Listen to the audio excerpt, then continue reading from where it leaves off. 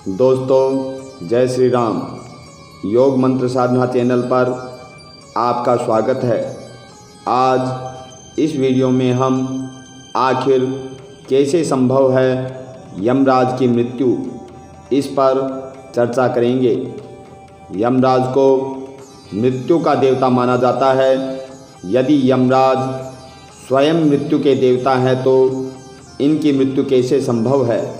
यह बात सुनने में अजीब ज़रूर लगती है, लेकिन पुराणों में यमराज की मृत्यु के संबंध में एक कथा बताई गई है। प्राचीन काल में कालंजर में शिव भक्त राजा श्वेत राज्य करते थे।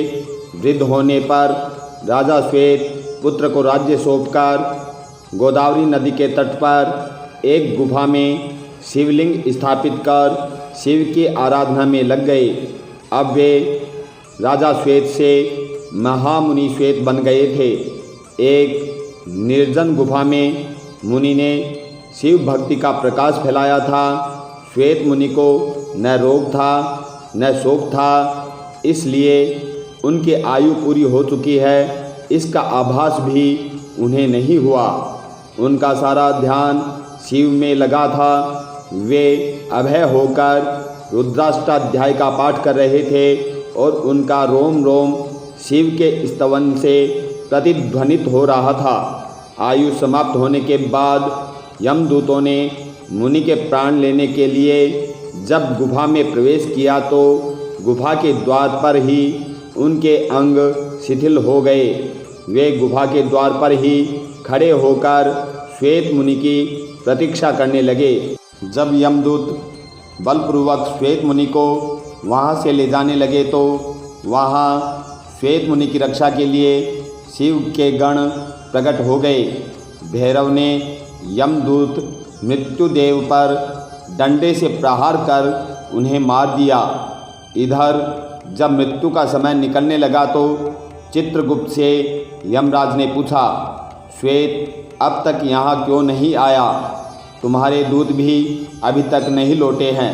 तभी कांपते हुए यमदूतों ने यमराज के पास जाकर सारा हाल सुनाया। मृत्युदेव के मृत्यु का समाचार सुनकर क्रोधित यमराज हाथ में यमदंड लेकर भैंसे पर सवार होकर अपनी सेना चित्रगुप्त आदि व्याधि आदि के साथ वहां पहुँचे। इधर शिवजी के पार्षद पहले से ही वहां खड़े थे। यमराज जब बलपूर्वक श्वेत मुनि को ले जाने लगे तब सेनापति कार्तिकेय ने शक्ति अस्त्र यमराज पर छोड़ा, जिससे यमराज की मृत्यु हो गई। यमदूतों ने भगवान सूर्य के पास जाकर सारा समाचार सुनाया। अपने पुत्र की मृत्यु का समाचार सुनकर भगवान सूर्य ब्रह्मा जी व देवताओं के साथ उस स्थान पर आए जहाँ यमराज अपनी सेना के साथ मरे पड़े थे। तब देवताओं ने भगवान शंकर की स्तुति की।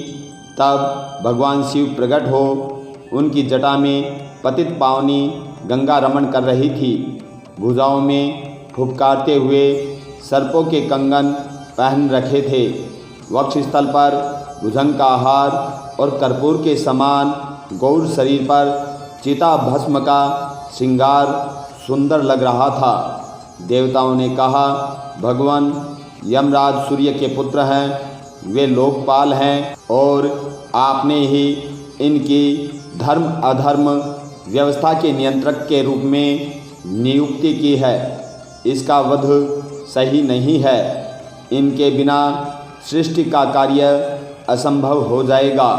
अतः सेना सहित इन्हें जीवित कर दें, नहीं तो अव्यवस्था फैल जाएगी। भगवान शंकर ने कहा, मैं भी व्यवस्था के पक्ष में हूँ। मेरे और भगवान विष्णु के जो भक्त हैं उनके स्वामी स्वयं हम लोग हैं। मृत्यु का उन पर कोई अधिकार नहीं होता। स्वयं यमराज और उनके दूतों का उनकी ओर देखना भी पाप है। यमराज के लिए भी यह व्यवस्था की गई है कि वे भक्तों को प्रणाम करें। फिर भगवान शिव ने देवताओं की बात मानकर यमराज को प्राण दान दे दिया। शिव जी की आज्ञा से नंदीश्वर ने गौतमी नदी का जल लाकर यमराज और उनके दूतों पर छिड़का, जिससे सब जीवित हो उठे।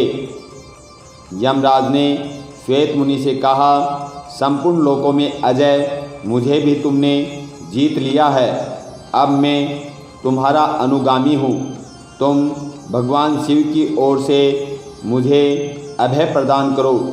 श्वेत मुनि ने यमराज से कहा, भक्त तो विनम्रता की मूर्ति होते हैं। आपके भय से सत्पुरुष परमात्मा की शरण लेते हैं। प्रसन्न होकर यमराज अपने लोक को चले गए। शिव जी ने श्वेत मुनि के पीठ पर अपना वरद हस्त रखते हुए कहा, आपकी लिंगोपासना धन्य है। श्वेत विश्वास की विजय होती है। श्वेत मुनि शिवलोक चले गए। यह स्थान गौतमी के तट पर मृत्युंजय तीर्थ कहलाता है। मृत्यु को कोई जीत नहीं सकता। स्वयं ब्रह्मा भी चतुर्युगी के अंत में मृत्यु के द्वारा पर ब्रह्म में लीन हो जाते हैं, लेकिन भगवान शिव ने अनेक बार मृत्यु को पराजित किया है। इसलिए वे मृत्युंजय और काल के भी काल महाकाल कहलाते हैं।